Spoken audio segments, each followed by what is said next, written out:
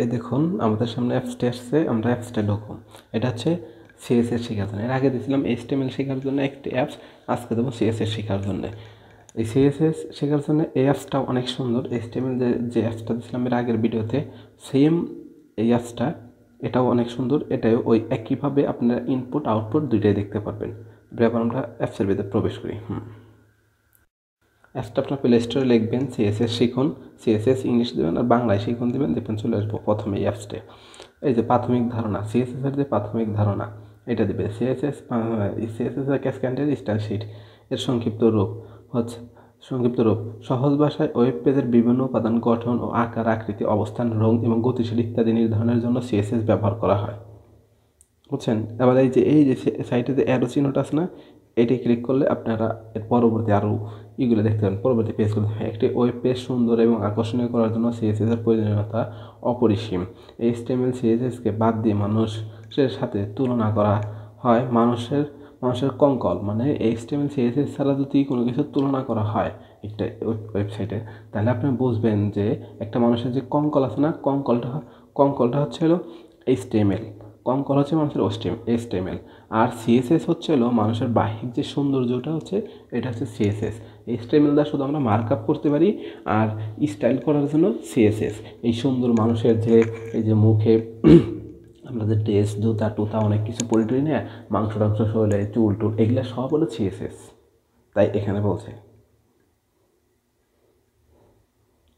এটা প্রাথমিক ধারণা। এই যে সিনট্যাক্স এই যে সিলেক্টর, কোড লেখার পদ্ধতি, রং, background, border, margin, padding, text, font, link, list, table, তারপরে বক্স মডেল, আউটলাইন, ডিসপ্লে, তারপরে ভিজিবিলিটি, তারপরে ম্যাক্স উইথ, অবস্থান, এই যে ফন্ট, এই যে ইনলাইন ব্লক, অ্যালাইন, তারপরে কম্বিনেটরস।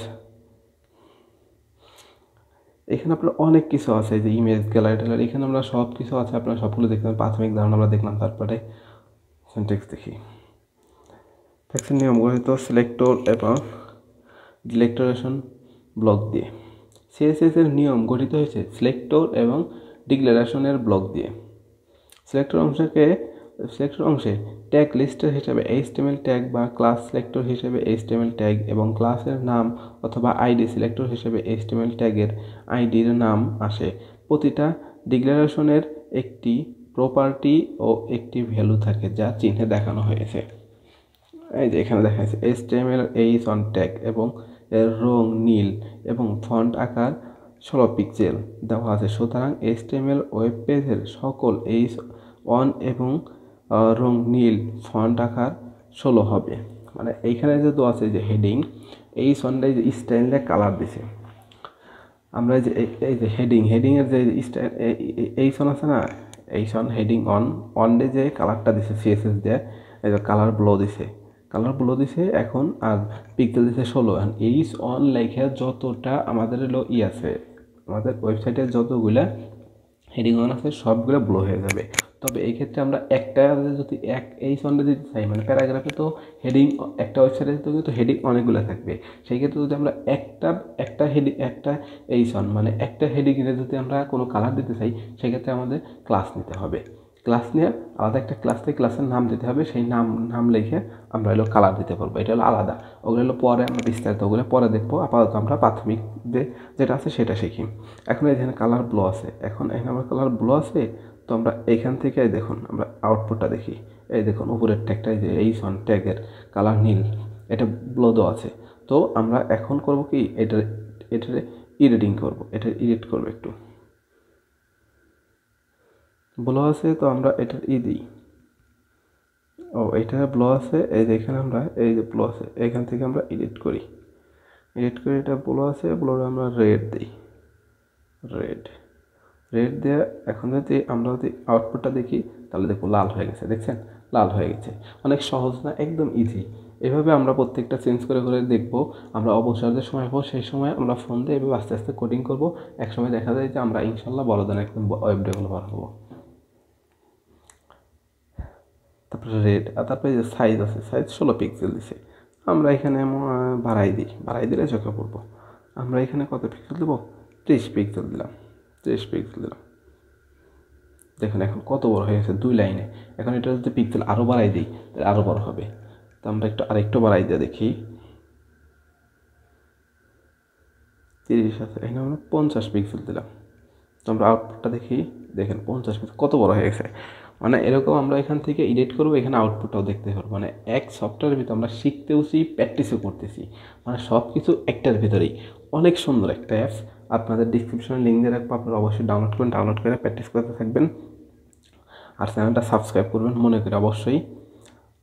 তারপরে এই যেখানে এইসন ট্যাগ আছে, এখানে দেখুন এই যে স্টাইল দিছে, স্টাইল দিছে কি স্টাইল দিছে এই সন্ডে দিছে স্টাইল। তো এখানে এইসন পাইছে। তো আমরা যদি এখানে হেডিংটা হলো, ওরা হেডিংয়ের ভিতর হলো এই সিএসএস দিছে। এখন আমরা যদি সিএসএস এই হেডিংয়ের ভিতর না দিয়ে আমরা যদি প্রতি লাইনে লাইনে সিএসএস দিই তাও দিতে পারবো। এখন এটা হলো আমরা লাইনে দিতে পারবো, লাইনে দিলে হবে ইনলাইন সিএসএস। আর যদি আমরা আলাদা একটা শিট তৈরি করে দিই, এটা আমরা ল্যাপটপে দেখাবো পরবর্তীতে, আপনারা তারপর এইভাবে শিখেছি। যদি ল্যাপটপে দিই তাহলে আলাদা একটা ট্যাব নিয়ে নেব, আলাদাভাবে সিএসএস করবো। তো ওরা এখানে ইনলাইন সিএসএস দিছে। তারপরে এটা গেলো সিনট্যাক্স সিলেক্টর, এই যে কোড লেখার পদ্ধতি, এটা আমরা আলাদা করবো কোড লেখা। এইচটিএমএল এর সাথে সিএসএস যুক্ত করার বিষয়টি খুবই গুরুত্বপূর্ণ। এইচটিএমএল এর সাথে সিএসএস যুক্ত করার জন্য 3টি পদ্ধতি রয়েছে, যেমন ইন্টারনাল স্টাইল শিট, আর হলো ইনলাইন স্টাইল শিট, আর এক্সটার্নাল স্টাইল শিট। ইন্টারনাল কি, তারপরে হলো ইনলাইন স্টাইল শিট কি, তারপর এক্সটার্নাল স্টাইল শিট কি। আর ইন্টারনাল হইতেছে মানে মানে ভিতরে যে আছে না, ওই সাথে কোডিংয়ের সাথেই আমরা যে এইচটিএমএল কোডিং আছে যে কী করবো ওইটার ভিতরেই, মানে এইচটিএমএল ওই কোডিংয়ের ভিতরে তারা ওই যে ওইখানে ইন্টারনাল দিছে ইন্টারনাল। আর ইনলাইন স্টাইল শিট হচ্ছে মানে ওই লাইনের সাথেই আমরা স্টাইল দিয়ে দেবো।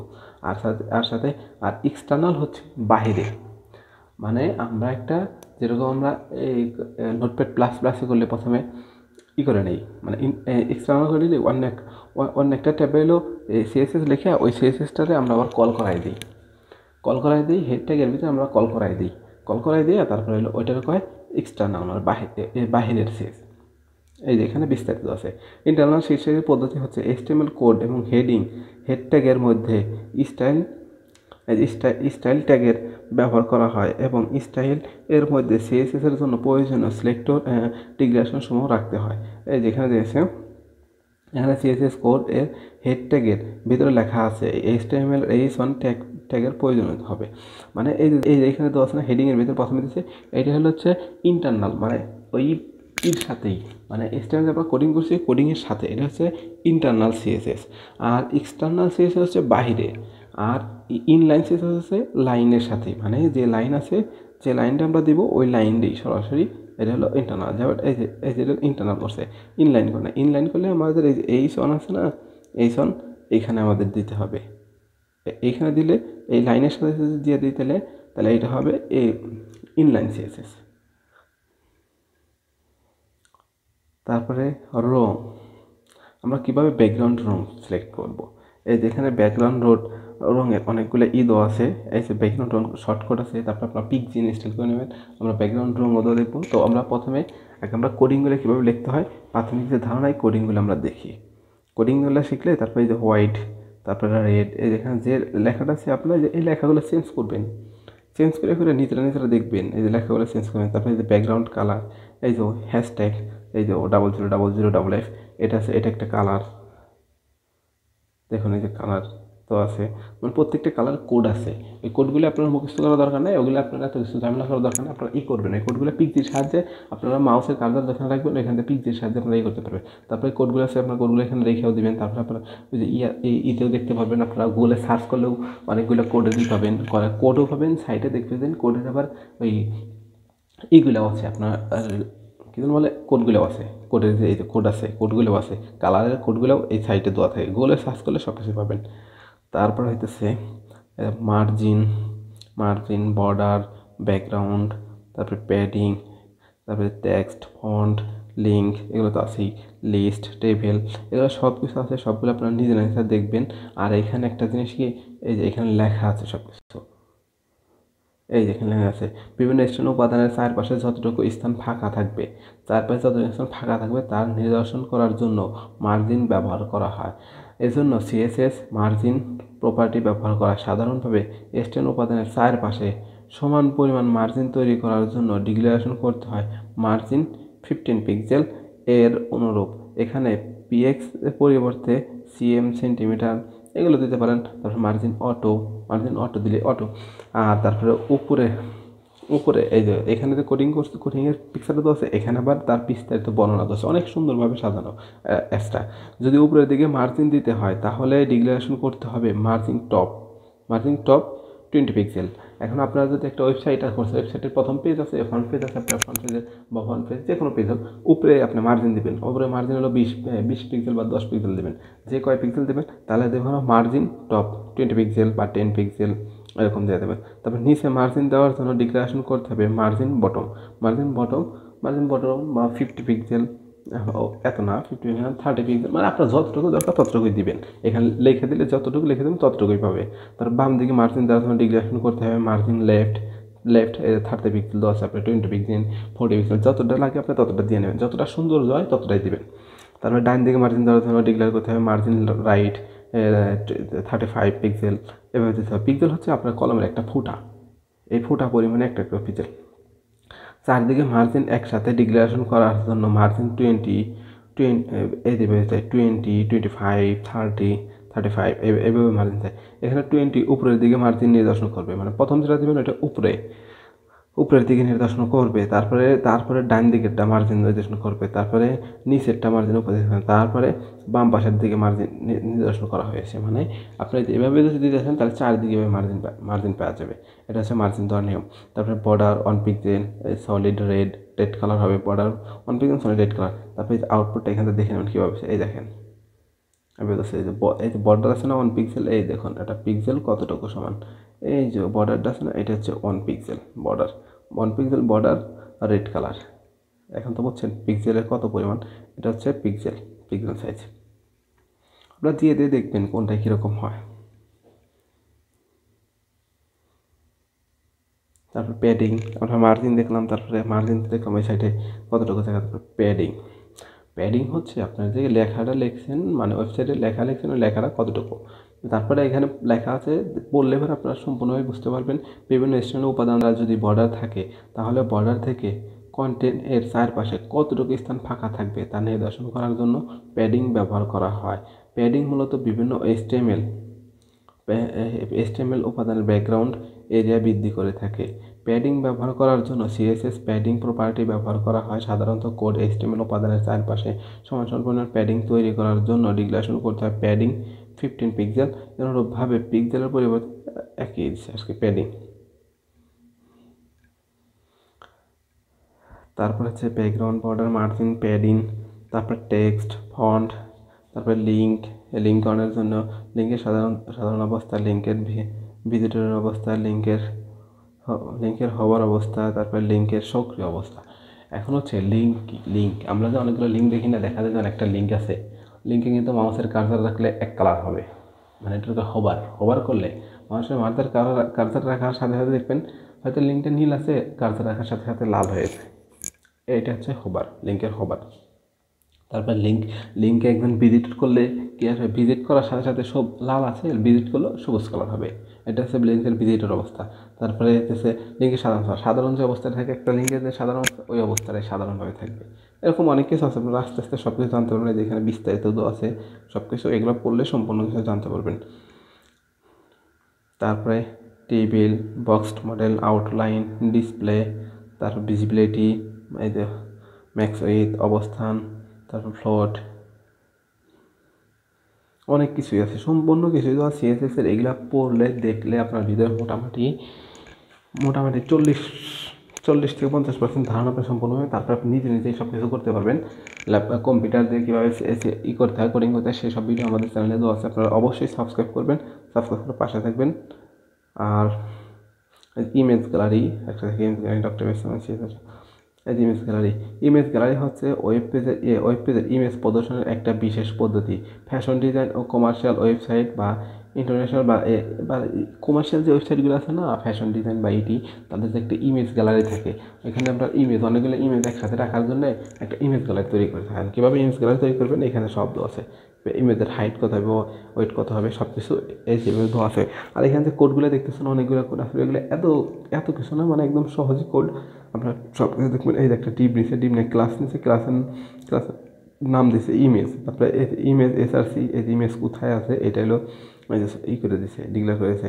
তারপরে সব কিছু ইমেজ এখানে লিঙ্ক করা আছে, আপনারা দেখাই, এই দেখেন এই যে ইমেজগুলো দেখেন, এই যে ইমেজ, মানে অনেক সহজভাবেই আছে। আপনারা পড়লে সব কিছু আস্তে আস্তে পড়বেন সব কিছু। তার প্যাডিং কি, প্যাডিং তো দেখলাম, ফন্ট সাইজ, লিঙ্ক, লিস্ট, এই যে লিস্ট। ওয়েব পেজের তথ্য উপস্থাপনার একটি অন্যতম পদ্ধতি হচ্ছে লিস্ট। সিএসএস দ্বারা দুই ধরনের লিস্ট তৈরি করা হয়, অর্ডার লিস্ট, আনঅর্ডার লিস্ট। এছাড়াও লিস্টে যে কোনো সিম্বলের পরিবর্তন, ছোট আকার ও ইমেজ ব্যবহার করা হয়। অর্ডার লিস্টের বিভিন্ন তথ্যকে পর্যায়ক্রমিকভাবে সাইজে অবস্থান করা হয় এবং প্রতিটা লাইনের শুরুতে সক্রিয় সংখ্যা থাকে। যেমন অর্ডার লিস্টের প্রতিটা লাইনের সামনে ছোট বৃত্তাকার ও বর্গাকার চিহ্ন থাকে। এই যে রাইটেরও এই যে এখানে আছে না, এই যে এইখানে আমরা ক্লিক করলেই আমরা দেখতে পারবো বিস্তারিত অর্ডার লিস্টের বিভিন্ন তথ্যকে তারপরে দেখুন, এই যে লিস্টের যে ইটা আছে না, এই দেখেন দেওয়া আছে অ্যালফাবেট, এই যে list style type lower alphabet. এখন এই যে এখানে লোয়ার দিছে, আপনার লিস্টের ধরুন আমরা একটু দেখে নিই। এই দেখুন লিস্ট, এই যে লিস্ট আছে না, এই যে লিস্ট না, এই যে অ্যালফাবেট লিস্ট হচ্ছে, মানে আপনি কোনো কিছু লিস্টে তৈরি করছেন, লিস্টের সাইডে ABC দ্বারা কাউন্ট হবে, মানে ABCDEFC এভাবে লিস্ট দ্বারা কাউন্ট হবে। এটা অ্যালফাবেট লিস্ট টাইপ। তারপর নাম্বার লিস্ট টাইপ হচ্ছে 1 2 3 এভাবে লিস্টের কাউন্ট হবে, এটা হচ্ছে নাম্বার লিস্ট টাইপ। তারপরে রোমান নাম্বার লিস্ট টাইপ, যে রোমান সংখ্যা 1 2 3 এভাবে দেওয়া আছে, রোমানের লিস্ট টাইপ। মানে আপনি যেভাবে চান সেইভাবে, মানে স্টাইল দ্বারা হইতেছে আপনার অনেক কিছু, মানে আপনার একটা ওয়েবসাইটকে সুন্দর করার জন্য যত সুন্দর করতে পারেন, আপনার সুন্দর করার কোনো অভাব নেই। আপনি যত কিছু শিখতে পারেন, আস্তে আস্তে সব শিখতে পারেন, যা মন চায় তাই করতে পারেন সিএসএস দ্বারা।